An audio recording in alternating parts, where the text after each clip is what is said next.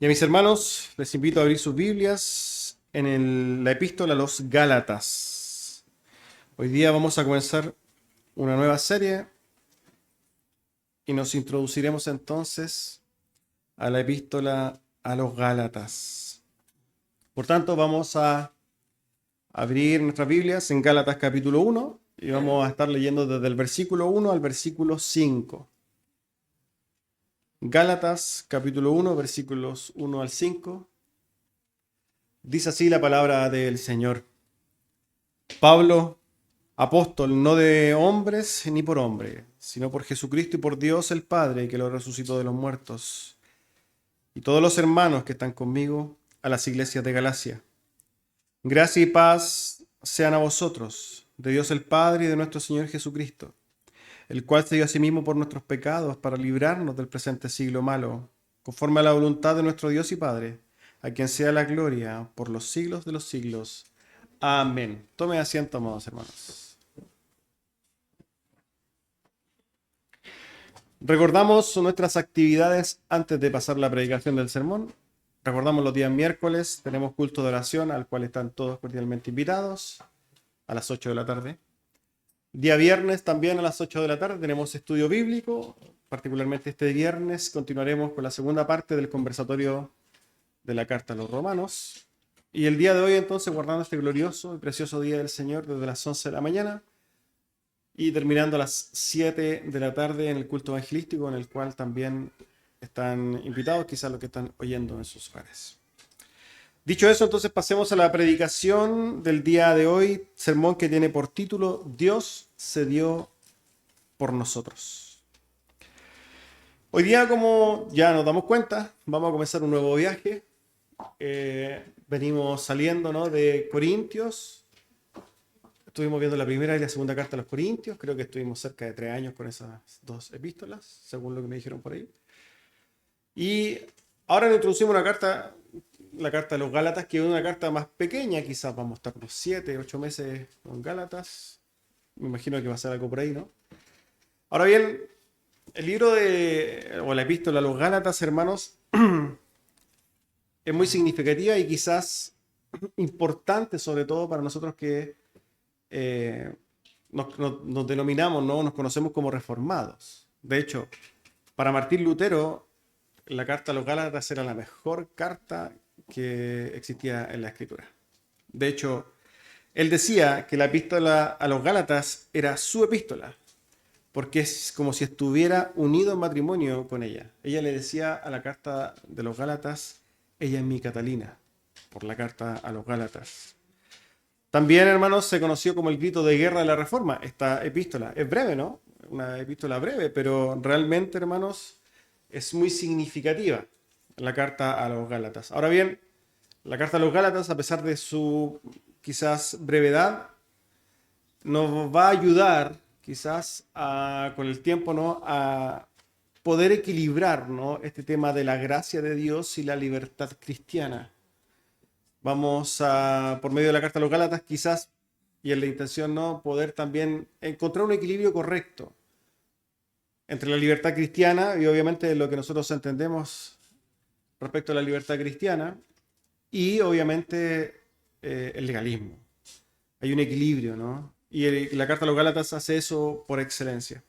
Ahora bien, a modo de contexto quizás, y voy a ser muy breve porque el sermón del día de hoy creo que se nos va a alargar un poco, ¿no? A modo de contexto muy breve, esta carta fue escrita más o menos entre los años 50 y 60. Hay diferencias quizás de opiniones al respecto. Escrita a los hermanos de Galacia en la región de Asia Menor. Y ellos estaban pasando una situación particular que yo creo que ya la gran mayoría de las personas sabe. Y es que los Gálatas, que habían abrazado las gracias en Jesucristo, la salvación por fe, estaban sufriendo quizás, vamos a decirlo así, la influencia de judaizantes. Los judaizantes eran, ¿no?, judíos convertidos al cristianismo, que lo que querían, pero lo que no dejaban de abrazar, era toda la ley oral de los judíos y la querían entonces imponer a los nuevos creyentes. Es así entonces que vamos a ver más adelante quizás durante el relato de la carta a los Gálatas frases insignes, ¿no? particularmente la próxima semana. Ahora nos vamos a quedar en la introducción, pero en la introducción, hermanos, de la carta a los Gálatas encontramos un verdadero tesoro y eso es lo que hoy día vamos a tratar de esforzarnos en meditar. Así que nos vamos a ir al texto inmediatamente y leemos el versículo 1 donde dice: Pablo entonces, apóstol, y entre paréntesis, no de hombres ni por hombres, sino por Jesucristo y por Dios el Padre que lo resucitó de los muertos. El primer versículo, ¿no?, de la epístola a los Gálatas, en el primer versículo el apóstol se introduce a sí mismo dejando claro algo. Se esfuerza el apóstol Pablo y lo pone ahí por escrito porque lo que quiere dejar muy claro es que su apostolado no es dado por hombres, tampoco es de invención propia. El apostolado del apóstol, valga la redundancia, del apóstol Pablo es una, podríamos decir, un cargo, para entenderlo de esta manera, dado por Dios. Es una posición dada por Dios que viene consigo, ¿no?, o que trae consigo autoridad. El apóstol Pablo se introduce entonces de alguna manera pisando fuerte delante de los corintios, estableciendo que la autoridad que él tiene y con la cual va a hablar en toda la carta no es de hombres, sino que es una autoridad que viene directamente de Dios. Apunta a Dios y en Dios descansa entonces su autoridad. Ahora bien, en estas mismas palabras que quizás apuntan a establecer la autoridad del apóstol Pablo, encontramos una sentencia en particular que no nos debe dejar, no podemos dejar de meditarla, ¿no? Y es que si nosotros vemos las palabras del apóstol, él está diciendo que es Dios, en este caso el Padre, quien ha levantado al Hijo de entre los muertos. Puede ser trivial, ¿no? Alguien que lo lee superficialmente esto puede ser algo que no tiene mucha significancia, pero la verdad es que sí la tiene. Lo que está diciendo, ¿no?, es que cuando Jesucristo entonces muere en la cruz del Calvario, está básicamente muerto, es Dios y su poder que levanta al Hijo de los muertos. Esto en armonía con Efesios 1, versículos 19 y 20, que dice así: ¿Y cuál es la supereminente grandeza de su poder para con nosotros, los que creemos, según la operación del poder de su fuerza, la cual operó en Cristo, resucitándole de los muertos y sentándole a su diestra en los lugares celestiales? En ambos textos nosotros vemos una doctrina que no debe ser pasada por alto, porque lo que va a hacer es destruir, solamente con este texto, se va a destruir cualquier pretensión modalista de la visión de Dios mismo. Yo creo que muchos saben lo que es el modalismo, ¿no? Es un desechar la doctrina de la Trinidad, una doctrina fundamental de la fe, para tratar de entender a Dios que se manifiesta en diferentes modos y diciendo o postulando que Dios, el Padre y el Hijo son la misma persona, cosa que nosotros obviamente que abrazamos doctrinas fundamentales ortodoxas no creemos. Nosotros creemos que en la deidad hay tres personas, ¿no? El Padre es una persona diferente, el Hijo es una persona diferente y el Espíritu Santo también lo es. Y lo que está diciendo aquí el apóstol Pablo de una manera muy sutil pero muy clara es que el Padre en la economía de Dios cumple una función particular y respecto de la resurrección de Cristo, Cristo, la segunda persona de la Trinidad, el Hijo, es receptor del poder de Dios para levantarlo a los muertos. Quizás esto a algunos no le hace mucho sentido, hermanos, pero para los que quizás sí les hace sentido, pueden entender que este es un texto que sirve o va a servirles para defender una de las doctrinas fundamentales de la fe. Ahora bien, esto lo vamos a pasar de manera quizás general porque donde vamos a ahondar es más adelante. Veamos los versículos 2 y 3 donde dice lo siguiente: Y todos los hermanos que están conmigo a las iglesias de Galacia, gracia y paz sean a vosotros, a Dios el Padre y de nuestro Señor Jesucristo. El apóstol Pablo entonces, en su introducción, nos da a entender, ¿no?, que él está acompañado, ¿no? Cuando el apóstol Pablo escribe a los Gálatas, está particularmente en Corinto. Se entiende, ¿no?, que el apóstol Pablo está escribiendo esta carta y hace referencia a que son los hermanos corintios los que mandan saludos a las iglesias o a la iglesia en Galacia. Y lo hace de una manera preciosa, de una manera muy bella, ¿no? Utilizando las palabras gracia y paz. Gracia y paz que es una forma de expresión muy utilizada en estos tiempos, que lo que quería hacer era presentar, ¿no?, delante de los demás la buena voluntad para con los otros. Ustedes saben que los judíos se saludan y dicen shalom, ¿cierto? Eso es paz. Nosotros en nuestro contexto decimos hola. Eso no quiere decir nada, ¿no? Es como hola. Pero cuando vemos este saludo, gracia y paz, lo que hay detrás son palabras muy, pero muy preciosas.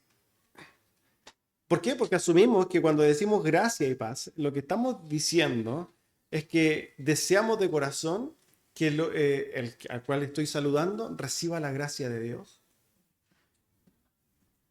reciba el favor de Dios y reciba paz. Una cosa que tiene un valor tremendamente profundo y que quizás todos buscan, ¿no? Ahora,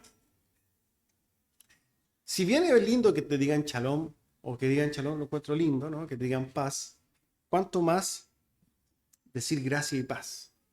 Ahora, ¿qué nos dice esto? Que el apóstol Pablo, inmediatamente después de sentar y pisar firme respecto de su autoridad, manifiesta su buena voluntad para con ellos. Es como presentarse delante de los Gálatas de una manera imponente, pero a la misma vez, y lo que hace inmediatamente después es quizá bajar, bajar el perfil y decirle, yo vengo en paz. Yo quiero que mis palabras, esto nos sirve como de alguna manera precedente para lo que viene, mis palabras en adelante deben entenderse como la buena manifestación, o sea, la manifestación de mis buenos deseos hacia ustedes. Yo realmente les estoy diciendo, les estoy hablando en amor. Y esto es algo que es característico en el apóstol Pablo, ¿no? ¿Por qué? Porque él siempre lo ha hecho así. Habla muchas veces con dureza, pero lo hace en amor. Y aquí entonces el apóstol Pablo sienta esto. Sienta estas palabras ¿para qué? Para que ellos entiendan que el apóstol Pablo está hablando con buenos deseos. Amén. Ahora bien, nos introducimos entonces al último versículo donde vamos a concentrarnos el día de hoy y donde encontramos algo maravilloso. Versículos 4 en adelante, 4 y 5. El cual se dio a sí mismo por nuestros pecados para librarnos del presente siglo malo, conforme a la voluntad de nuestro Dios y Padre, a quien sea la gloria por los siglos de los siglos. Amén. Estas palabras siguen siendo, amados, palabras introductorias a la carta de los Gálatas. Pero contienen algo precioso, hermano, y yo haré el esfuerzo de poder meditar en ello y espero que usted pueda acompañarme en esto. Veamos las palabras, quizás parafraseándolas un poquito. ¿Por qué? Porque hay que dejar claro que lo que está haciendo el apóstol Pablo es referirse primariamente a Cristo. Cristo se dio a sí mismo por nuestros pecados para librarnos del presente siglo malo, conforme a la voluntad de nuestro Dios y Padre, a quien sea la gloria por los siglos de los siglos. Amén. Hay mucho que escarbar solamente en estos dos versículos, pero yo voy a separar esto en tres puntos particularmente. Si los quieren anotar, bien, si es que no, los puede escuchar. Hay tres sentencias fundamentales en estos textos. Lo primero, Cristo murió o Cristo se dio a sí mismo por nuestros pecados. Ese es el primer punto. El segundo punto, lo hizo para librarnos del presente siglo malo. Y el punto número 3, lo hizo por la voluntad de Dios y el Padre, a quien sea la gloria por los siglos de los siglos. Amén. Son tres puntos, en los cuales hoy día vamos a profundizar. Entonces, en virtud del tiempo, vamos al primer punto. Cristo se dio a sí mismo por nuestros pecados. Encontramos en primer lugar una sentencia que no puede dejar a ningún creyente indiferente, amados hermanos. El apóstol Pablo nos dice, y le está diciendo a los Gálatas, que nuestro amado Señor Jesucristo se dio a sí mismo, se entregó, se ofreció como sacrificio, se dispuso a morir, obviamente, se martirizó, eso es lo que hizo el Señor, renunció a sí mismo, se privó, se ofrendó. Cristo hizo esto, amados hermanos. y lo hizo por amor a nosotros. Porque ya sabemos, ¿no?, que la única forma de darnos salvación era por medio de entregarse como un sacrificio vicario para pagar por nuestros pecados. Esto no es algo trivial, es algo profundamente sorprendente a la luz de que Dios no estaba obligado en lo absoluto, hermanos amados, en entregarse por nosotros. Como menciona el texto, el Señor Jesucristo se dio a sí mismo a causa de nuestro pecado, de nuestro profundo pecado, de nuestra maldad. No estaba obligado Dios, bajo ningún punto de vista, a entregarse porque nosotros fuimos, amados hermanos, los que pecamos. Nosotros debíamos pagar, no Cristo. Nosotros éramos los culpables. Nosotros, lamentablemente, la iglesia evangélica en general medita poco sobre su pecado, ¿no? Es como un tema oculto, no se tiene que hablar. Bueno, sí hay que hablarlo, hermano. Porque nosotros fuimos los rebeldes contra Dios. Cada uno de los que estamos acá éramos enemigos de Dios. Nosotros éramos los transgresores de la ley. Nosotros, amados hermanos, nosotros somos los orgullosos. Nosotros somos los mentirosos. Cada uno de nosotros somos asesinos. Y eso es una realidad. Nosotros somos vanidosos. Nosotros, amados, somos los codiciosos. Nosotros somos los lujuriosos. Nosotros, los infieles. Nosotros somos los idólatras. Nosotros somos los amantes de las cosas perversas. Nosotros somos los aborrecedores, o fuimos los aborrecedores de Dios. Nosotros nos rebelamos contra el Altísimo, amado Dios, hermano. Fuimos nosotros los ejecutores de toda maldad. Y nosotros, por tanto, merecíamos la justa ira de Dios por nuestros delitos y nuestros pecados, nuestras transgresiones y nuestras maldades. Los que deberían estar en la cruz éramos nosotros. Cantamos un himno hermoso, ¿no? En el Monte Calvario. El Monte Calvario es un himno precioso. Y que en un momento dice, bueno, en vez de una cruz, que es lo que nosotros deberíamos tener, en vez de eso recibimos una corona. Y nosotros, amados hermanos, podemos de alguna manera disfrutarnos o gozarnos y alegrarnos de no tener que pagar nuestra maldad solamente por la nobleza, la grandeza, la pasión, la valentía, la ternura y el amor de nuestro Señor Jesucristo. Él vino a sufrir el martirio por nosotros. Él vino a sufrir no solamente el insulto, el oprobio, ya se hizo, ¿no? Ya descendió a este mundo, ya se humilló en eso, pero no solamente eso, sino que estando aquí, se humilló, como dice Filipenses, se humilló a sí mismo, ¿no? Sufrió el oprobio, los maltratos de los judíos, la tortura de los romanos, los clavos en la cruz, la corona de espinas. Él sufrió, amados hermanos, tener que trasladar esa cruz.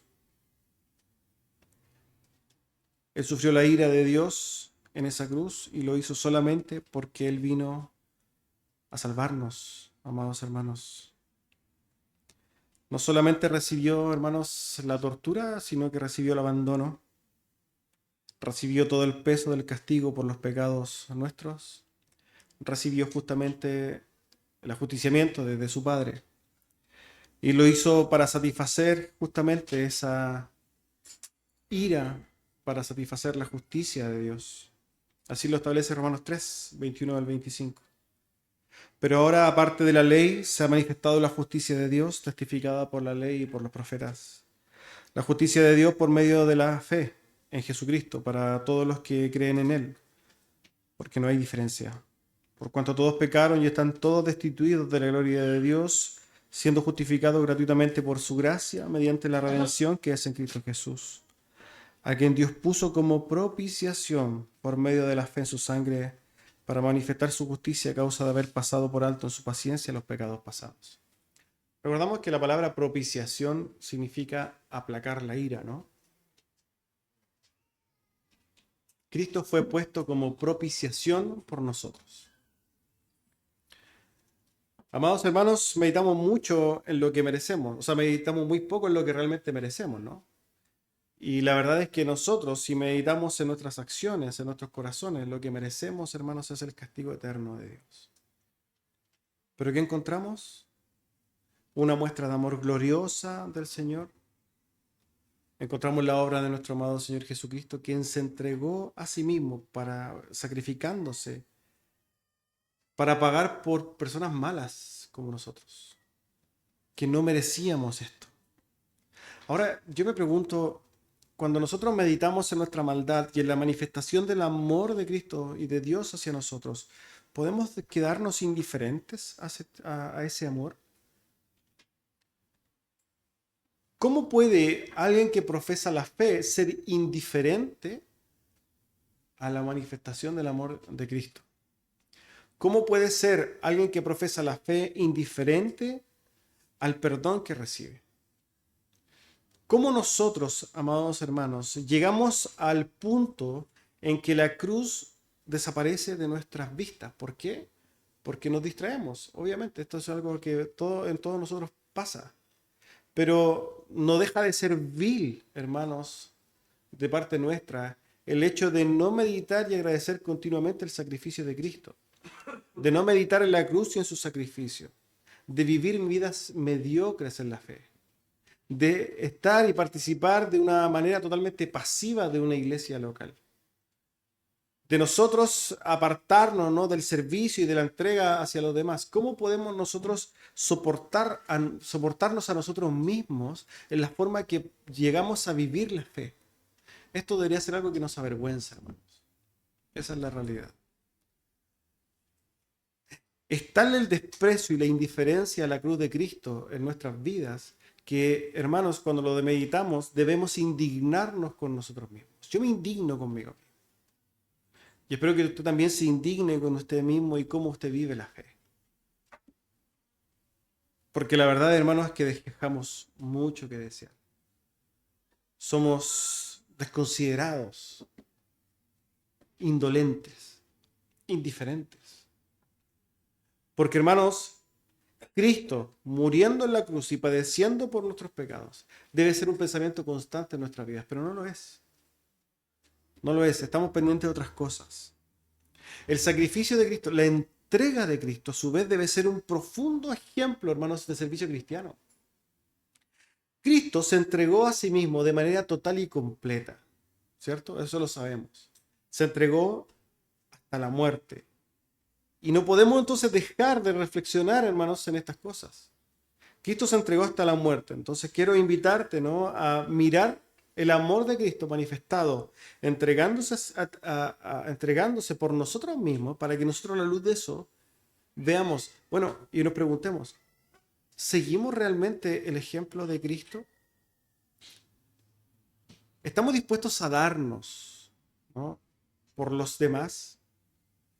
Y ojo que este no es algo que se me imagina, sino que es el mandamiento de Cristo. Ama a tus hermanos como yo te amé. Entonces, cuando nosotros meditamos en el amor que Cristo tuvo por mí de manera personal, no que murió por la humanidad, sino que por mí, porque yo tengo que ver esto de manera personal. Cristo murió por mí, por mis pecados. Son mis maldades las que fueron puestas en la cruz. Cristo me amó a mí de manera tal que se entregó ahí para el sacrificio de manera vicaria, sustituta, para satisfacer la ira de Dios. Y si ese mismo Cristo que muere por mí me dice, ama a tus hermanos como yo te amé a ti, entonces eso debería arder en mí y decir, yo tengo que amar y entregarme por mis hermanos de manera tal que por lo menos sea reflejo de lo que Cristo hizo en mí. Pero ¿qué encontramos en la iglesia? Encontramos indiferencia, encontramos pereza.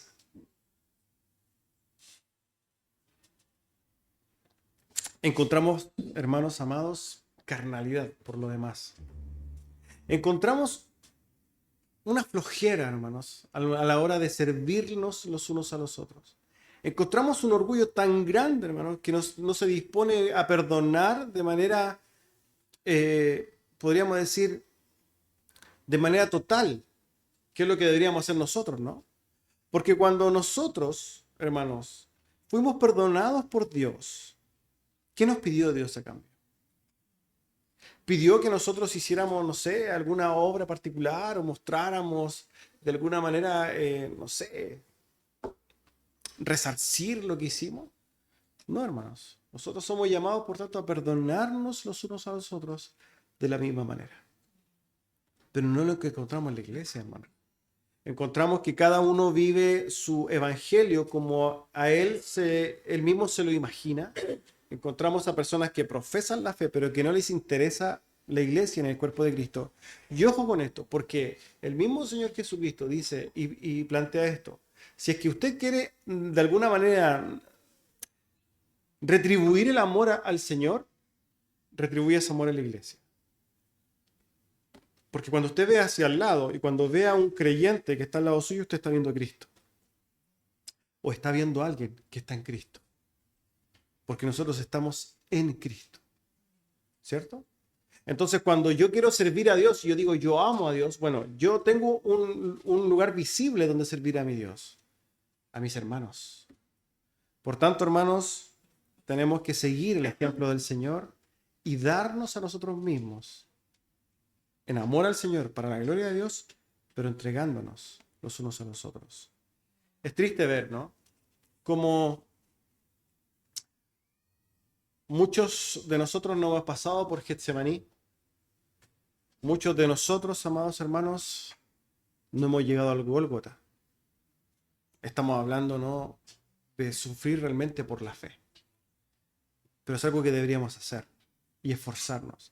Si yo puedo ver en mí que yo realmente, amado hermano, yo no estoy dando lo que debería dar, si yo realmente no estoy entregándome a mis hermanos, si yo realmente en mi corazón lo que estoy dándome cuenta es que veo orgullo y la verdad que yo estoy pendiente de lo que los demás me den y no de lo que yo puedo dar. Si es que realmente yo no estoy transpirando en la obra del Señor, entonces yo debería meditar profundamente en estas cosas y decir, tengo que esforzarme en la fe. Tengo que hacer algo, no me puedo quedar indiferente. Tengo que seguir el ejemplo de Cristo. Ahora bien, vamos al segundo punto.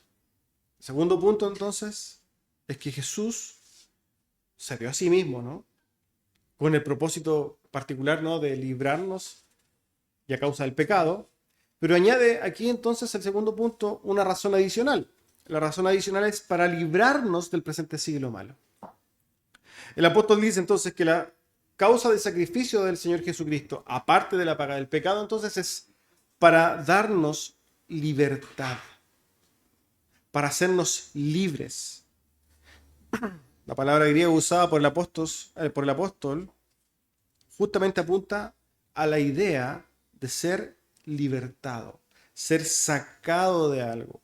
Y aquí hace referencia al siglo malo, que a su vez es la palabra griega aion, que lo que quiere decir de manera quizás más aterrizada es la corriente de este mundo. Podemos concluir entonces que Cristo se dio a sí mismo por nosotros para librarnos del pecado, pero a la vez libertarnos de la corriente de este mundo. Hay una causa, podríamos decir, secundaria en el sacrificio de Cristo y tiene que ver con darnos libertad, amados hermanos, respecto del mundo en que nosotros vivimos. Hermanos, nosotros, si pensamos en este tiempo malo, ¿no?, en este mundo en el que vivimos, nos vamos a dar cuenta de que el mundo en el que vivimos es horrible. Y quizá la palabra puede ser dura, ¿no? Horrible, asqueroso. Pero define de manera clara lo que hay y abunda en este mundo. En este mundo, amados hermanos, y quizás en todos los tiempos en la historia humana, han habido y van a seguir existiendo guerras. Van a haber y van a seguir habiendo y va a seguir abundando la muerte, el abuso, las envidias, el anhelo de poder, la competencia, el orgullo, la traición, adulterios, celos, contiendas. Abunda, hermanos, la vanidad en este mundo. Cuando nosotros vemos lo que este mundo y la corriente de este mundo enseña, postula o promueve, nos vamos a dar cuenta de que lo único que proclama este mundo, amados hermanos, son consignas anti Dios, que básicamente lo que reflejan es la maldad. Lo que este mundo vende es malo, hermanos. Lo que este mundo, de alguna manera, con lo que este mundo nos seduce, es realmente asqueroso. Y la verdad es que el Señor nos hizo libres de estas cosas, pero nosotros no nos queremos desprender del mundo. Sabiendo que el mundo es malo, porque es asqueroso, no nos queremos desprender. Es como una especie de barro que para nosotros, que sabemos que nos ensucia y quizás nos podría hacer mal, nos fascina. Y no nos damos cuenta, hermanos, cuando empezamos a seguir la corriente de este mundo. Este mundo exacerba el yo. Este mundo proclama y promueve, ¿cierto?, el egoísmo, el orgullo, el amor propio. Ámate a ti, piensa en ti. Primero estás tú. Todo lo que tiene que ver con el ego. En este mundo, hermanos, reina la competencia, el deseo. Este mundo está gobernado, hermanos, por la indiferencia. Esto es algo que nosotros vemos de manera abundante. Es cosa que abramos y nos metamos en nuestras redes sociales. Hoy día somos testigos, hermanos, de cómo en diferentes partes del mundo el abuso ya y la crueldad es algo impresionante. La crueldad que nosotros vemos en las noticias, hermano. El narco, los secuestros. Pero nosotros, amados hermanos, como creyentes, hemos sido rescatados por el Señor Jesucristo de esto. Efesios 2 lo grafica de una manera muy clara. Efesios 2, del versículo 1 en adelante, dice así. Y Él os dio vida a vosotros cuando estabais muertos en vuestros delitos y pecados, en los cuales anduvisteis en otro tiempo, siguiendo la corriente de este mundo, conforme al príncipe de la potestad del aire, el espíritu que ahora opera en los hijos de desobediencia, entre los cuales también todos nosotros vivimos en otro tiempo en los deseos de nuestra carne, haciendo la voluntad de la carne y de los pensamientos, y éramos por naturaleza hijos de ira, lo mismo que los demás.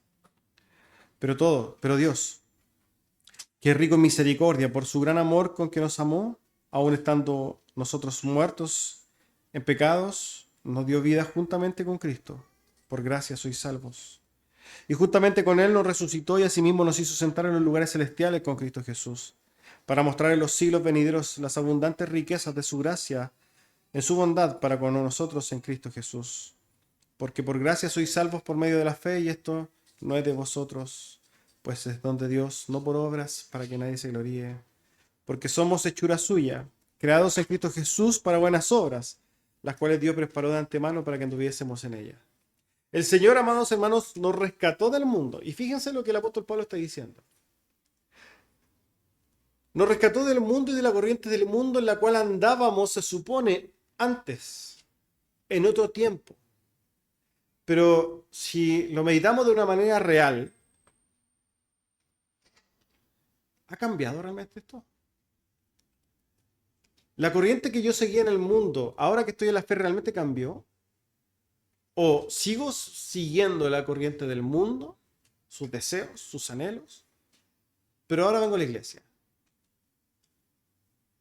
Lamentablemente, lo segundo es lo que más se repite.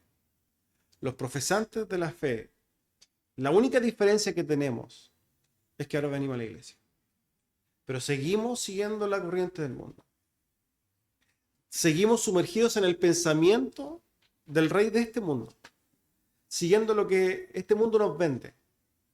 De hecho, utilizando la gran mayoría de nuestras energías en esas cosas. Nuestros pensamientos se van a esas cosas.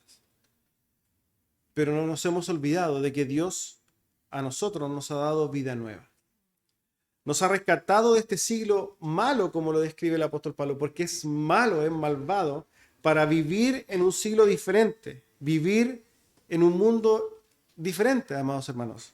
Dentro del mundo, pero el mundo diferente. Con otros pensamientos, otros deseos, otros anhelos, para que andemos, como dice él, en las buenas obras preparadas por Dios desde antemano. Y las buenas obras son justamente, amados hermanos, las que Dios establece en su palabra. Aquí en la Escritura el Señor nos da y nos detalla las buenas obras en las cuales debemos andar, cosa que por lo demás nos produce mucho gozo y alegría. Pero por el contrario, lo que queremos hacer y lo que hacemos continuamente es seguir los deseos del corazón, los anhelos de los pensamientos, seguimos los deseos de la carne. Y eso, amados hermanos, es andar en tinieblas. Y nosotros no deberíamos andar en tinieblas por cuanto hemos sido rescatados de las tinieblas. Es más, el hecho de que vivamos en un mundo en particular, sometido no a un sistema en particular, y que nosotros estemos inmersos ahí, pero que no somos de ahí, es algo que el Señor asimismo lo estableció, lo hizo. Pero, amados, el Señor nos libró, y es el mismo Señor Jesucristo quien en su oración pastoral ora por nosotros. ¿Para qué? Para que realmente dentro de este mundo seamos guardados. Juan 17, esto es un texto conocido. Leemos desde el versículo 9 en adelante. Yo ruego por ellos, no ruego por el mundo, dice el Señor Jesucristo, sino por los que me diste, porque tuyos son, y todo lo mío es tuyo y lo tuyo es mío, y he sido glorificado en ellos. Y yo no estoy en el mundo, mas estos están en el mundo y yo voy a ti. Padre Santo, a los que me has dado, guárdalos en tu nombre para que sean uno, así como nosotros. Cuando estaba con ellos en el mundo, yo los guardaba en su nombre. A los que me diste, yo los guardé, y ninguno de ellos se perdió, sino el hijo de perdición, para que la escritura se cumpliese. Pero ahora voy a ti. Ya hablo esto en el mundo, para que tengan mi gozo cumplido en sí mismos. Yo les he dado tu palabra, y el mundo los aborreció, porque no son del mundo, como tampoco yo soy del mundo.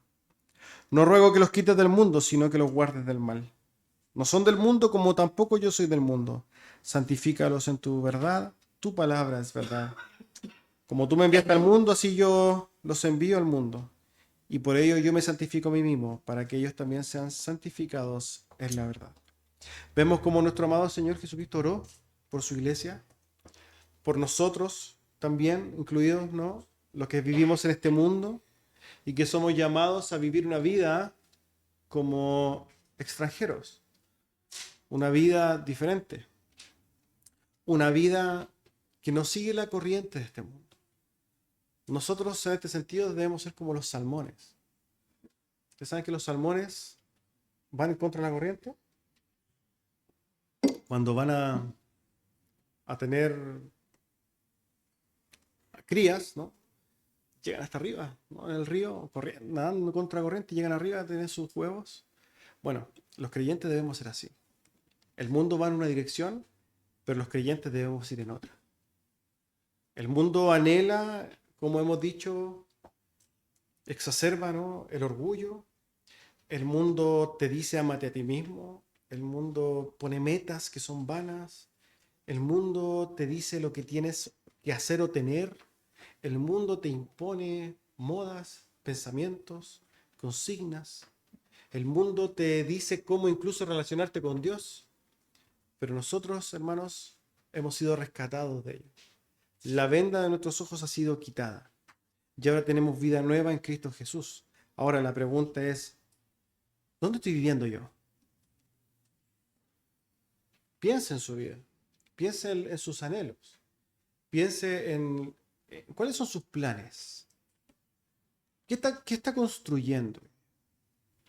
¿No será que el castillo, el fuerte que está construyendo, está determinado por cimientos que los ha puesto el mundo y no Dios? ¿Cuáles son realmente sus anhelos? ¿Qué es lo que usted quiere para esta vida que es corta? ¿Quiere seguir los anhelos y las consignas de este mundo o lo va a hacer con el fundamento que encontramos en Dios? Una vida nueva, una vida diferente. Amados, tenemos que mirar muy bien en nuestros corazones para poder determinar qué es lo que queremos y qué es lo que estamos construyendo. No vaya a ser que usted esté, se supone, libre, pero viviendo como esclavo. Porque el que se somete, hermanos amados, a la corriente de este mundo, es esclavo de este mundo. Y nosotros somos libres.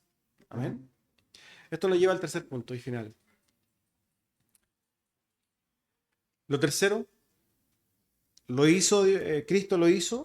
Cristo se dio a sí mismo para librarnos del pecado y de la corriente de este mundo, y lo hizo por la voluntad de Dios. Del Dios y Padre, a quien sea la gloria por los siglos de los siglos. Amén. Amados, este último punto contiene una enseñanza hermosa, hermanos. No deja de conmovernos el hecho de que, si bien nosotros sabemos que Jesús se entregó y se dio a sí mismo, ¿no? Esto es una realidad. Y ojo que por esto el título se llama Dios se entregó, Dios se dio a sí mismo. No habla solamente del Hijo. Aquí vamos a ver el rol del Padre en la redención. Podemos ver el sacrificio glorioso de nuestro amado Señor Jesucristo. Eso lo sabemos por la economía trinitaria, ¿cierto? Donde sabemos que es el Hijo el que básicamente muere. Y nosotros continuamente hacemos esto, meditamos en el padecimiento del Hijo, ¿no? ¿Por qué? Porque el Hijo es el que sufre derechamente todas estas cosas. Sufre el escarnio, la tortura, la muerte. Sufre la ira de Dios. Y sin lugar a dudas, el anhelo de este apartado no es quitarle la gloria a Cristo bajo ningún punto de vista, sino que quiero que añadido a eso podamos mirar entonces al Padre. Añadido a mirar el sacrificio y la gloria de Cristo, ahora podamos mirar la gloria del Padre. Y es que, amados hermanos, cuando en el pacto eterno de Dios, en el pacto intratrinitario de Dios, el que se dio en la eternidad, donde Dios acordó salvar a los hombres, fue Dios el Padre el que determinó salvarnos. Fue Dios el Padre el que determinó y ejerció la voluntad de venir, de rescatarnos. Efesios 1, de 3 a 6 dice lo siguiente: Bendito sea el Dios y Padre de nuestro Señor Jesucristo, que nos bendijo con toda bendición espiritual en los lugares celestiales en Cristo, según nos escogió en Él antes de la fundación del mundo, para que fuésemos santos y sin mancha delante de Él, en amor habiéndonos predestinado para ser adoptados hijos suyos por medio de Jesucristo, según el puro afecto de su voluntad. Y esto lo hizo para la alabanza de la gloria de su gracia, la cual nos hizo aceptos en el amado. La Escritura nos deja muy claro que el que hace la elección y el que determina la redención es el Padre. Él es el que determina la elección y la salvación, la redención nuestra. Es de su corazón, y ya estamos hablando de la economía de Dios, vamos a apartar el Padre, es desde el corazón del Padre donde nace la idea y la voluntad y el decreto de salvarnos. Es su benevolencia la que debe ser exaltada, amados hermanos. Es la bondad del Padre la que se derramó y la gracia del Padre que se derrama sobre nosotros. Él fue el autor intelectual, ¿no? O el autor final de nuestra salvación. Esto ya es glorioso en sí mismo. Sin lugar a dudas, esto ya es glorioso en sí mismo. Es algo que nosotros deberíamos masticar y reflexionar. Por eso el apóstol Pablo continuamente apunta su gloria al Padre. Y esto lo vemos en Efesios, lo vemos acá en Gálatas. El Padre, el Padre debe recibir toda gloria y honra por los siglos de los siglos. Esto es glorioso en sí mismo.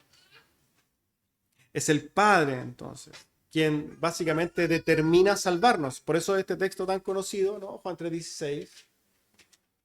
Porque de tal manera amó Dios al mundo que ahora fue el Padre el que da.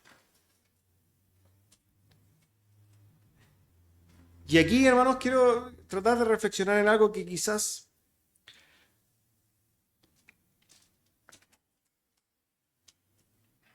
es difícil, ¿no? De poder dimensionar.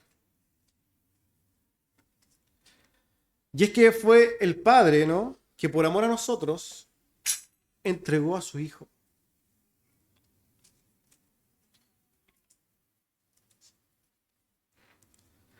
Dios se revela a nosotros por medio de la Escritura y por medio de nuestras vivencias. para que podamos conocerle. ¿Ya? Y en ese sentido, hay cosas que nosotros vivimos que de alguna manera proyectan lo que hay en Dios. Y una de esas cosas es el hecho de que nosotros seamos padres. Yo sé que como hombres acá en esta iglesia hay muchos padres, ¿no? ¿Y por qué no madres también? Vamos a pensar que la madre también podía entender esto. El amor que tenemos a nuestros hijos ciertamente es como indescriptible, ¿no? Nos puede llevar a ponernos en la brecha, poner el pecho para que las balas no lleguen a nosotros. Eso podemos hacer por nuestros hijos. Amamos a nuestros hijos. Y esto para nosotros, entonces, nos muestra un sentimiento que tenemos para con nuestros hijos. Ahora, para poder entender realmente Juan 3:16, ¿no? Tenemos que sentar ciertas verdades. Y es que la relación que tenía el padre con su hijo es incomprensiblemente superior al amor que nosotros podemos tener para con nuestros hijos. Si, por ejemplo, nosotros podemos tener con nuestros hijos sentimientos de bondad, sinceridad y amor, en Dios es indescriptiblemente superior e incomprensible, pero mayor. Cuando nosotros vemos que sufrimos por nuestros hijos, el amor del Padre por su Hijo, Cristo, es inentendiblemente superior. Porque el amor que hay en Dios es limpio, es santo, es inconcebible a nuestras mentes. No lo podemos entender. Y solamente, amados hermanos, por tratar de quizás en nuestra mente comprender que el amor que entre el Padre y el Hijo, de la eterna comunión en Dios, de ese amor que sale de nuestras mentes, ¿no? Que se manifiesta en ellos y en el amor del Padre por el Hijo, ¿no? Y las consecuencias de esto es que nosotros podemos tratar de comprender que Juan 3:16 tiene algo glorioso en sí mismo. Y es que Dios, el Padre, por amor a nosotros, amados hermanos, por amor a su creación, a sus hijos, estuvo dispuesto aún en entregar a su propio Hijo. Eso nos da luz, hermanos, del amor de Dios, del amor del Padre hacia nosotros. Hay una historia, ¿no? Muy conocida en Génesis 22. La historia de Abraham e Isaac. Yo creo que todos se la saben. Dios prueba a Abraham y le dice, entrégame a tu único hijo. Ya sabemos que estaba Ismael, pero no estaba para Abraham su único hijo, de verdad. Era Isaac.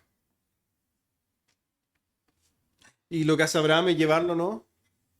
Al monte, lo ata, presenta el sacrificio, levanta su cuchillo sobre su hijo y en el momento en que va a sacrificar a su hijo le dice, desde la mano, no la hagas nada al muchacho. ¿Por qué? Porque hay un sacrificio. Tratemos de pensar en el sufrimiento de Abraham. Tratemos de pensar en lo que Abraham sentía. ¿Y por qué no pongas en el lugar de Abraham? Yo no me veo.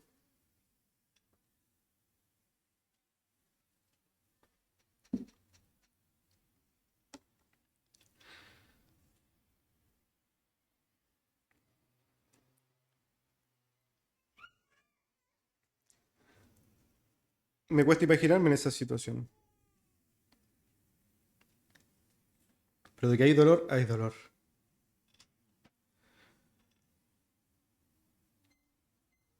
Bueno, El Padre no retuvo su mano. Alguien podría decir, ¿sabes qué? No, pero es que háyatelo antes, porque sabía que iba a resucitar. La Escritura nos muestra algo muy hermoso.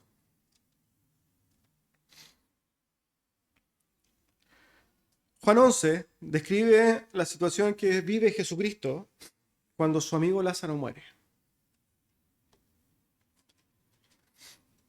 Desde el versículo 32 en adelante, ¿no? Dice lo siguiente. María, cuando llegó donde estaba Jesús, al verle se postró a sus pies diciendo, Señor, si hubiese estado aquí, yo habría muerto, no habría muerto mi hermano. Jesús entonces, al verle llorando, y a los judíos que le acompañaban también llorando, se estremeció. Se estremeció en espíritu y se conmovió. Y dijo, ¿dónde le pusisteis? Le dijeron, Señor, ven y ve. Y Jesús lloró. Jesús lloró sabiendo que Lázaro iba a resucitar.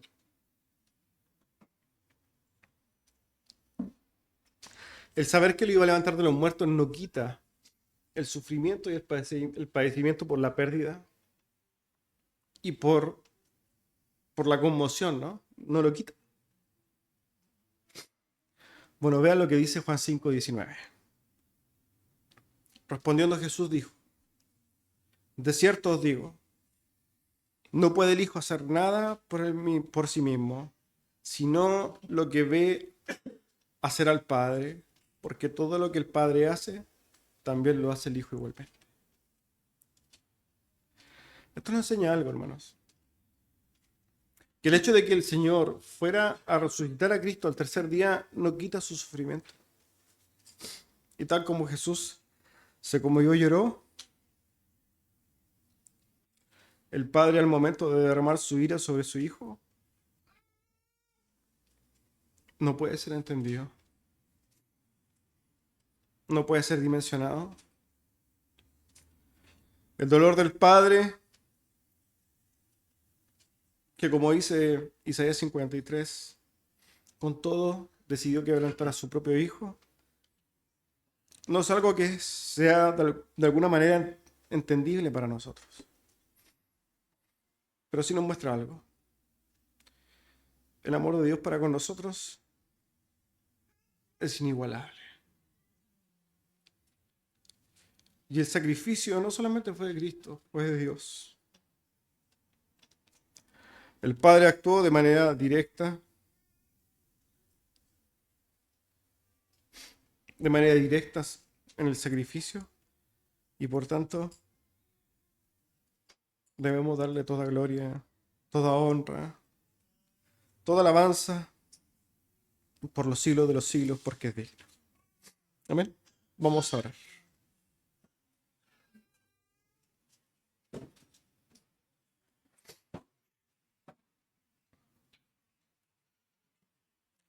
Padre glorioso y celestial, queremos darle gracias, Señor, por encontrar, Señor, en su palabra los tesoros, Señor, las riquezas de su amor. Gracias, Señor, por derramar su amor sobre nosotros, aún cuando nosotros hemos sido rebeldes contra usted. Gracias por su salvación tan gloriosa, Señor. Rogamos que usted nos ayude en nuestro entendimiento para cada día poder glorificarle y que el Evangelio, que el sacrificio, que el padecimiento, el amor, Señor, cada día pueda estar en nuestras mentes. Gracias, Señor, en el nombre de su Hijo amado Jesús. Amén. Quiero invitarles a cantar, amados.